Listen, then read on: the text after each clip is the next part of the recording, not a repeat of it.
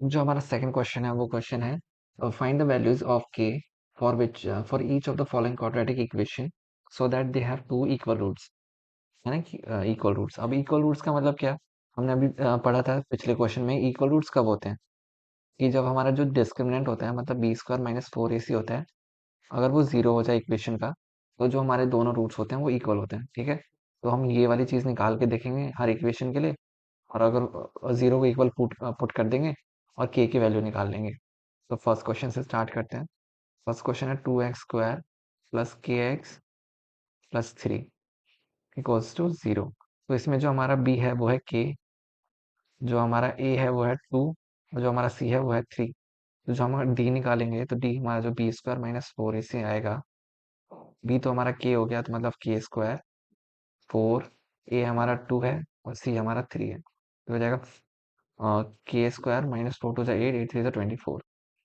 तो हमारा जो जो डिस्क्रिमिनेंट है वो इतना आ चुका है के स्क्वायर माइनस 24।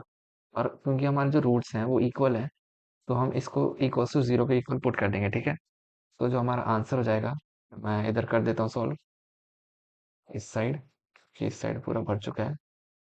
तो के स्क्वायर माइनस 24 को इक्वल टू जीरो पुट कर देंगे, तो जो के स्क्वायर हो जाएगा वो हो जाएगा 24। के की वैल्यू आ जाएगी प्लस माइनस रूट 24। ठीक है, और अगर इसको हम रूट के बाहर निकालेंगे तो ये हो जाएगा plus minus two root six. ठीक है, 24 को कैसे लिख सकते हैं? सिक्स फोर जा, अब फोर को हम बाहर निकाल देंगे तो हो जाएगा टू, है ना।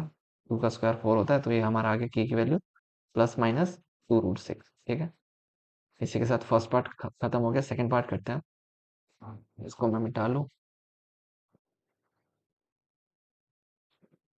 इसको एक सेकेंड। ठीक है, इसको भी।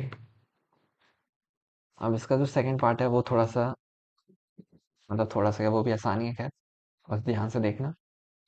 इसका जो सेकंड पार्ट है वो है k x x minus two plus six equals to zero.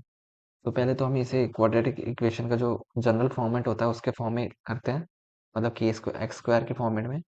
तो के एक्स इंटू एक्स हो जाएगा k x square minus two k x और plus six equals to zero.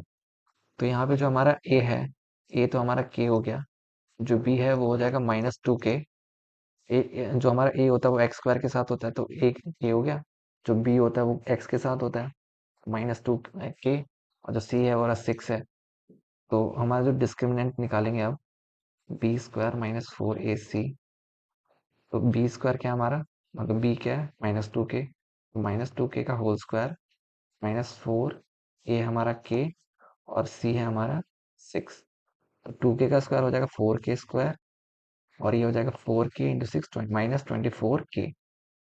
ठीक है, और मैं इसको यहाँ पे पूरी जगह भर गई है, तो मैं कहाँ लिखूँ इसको?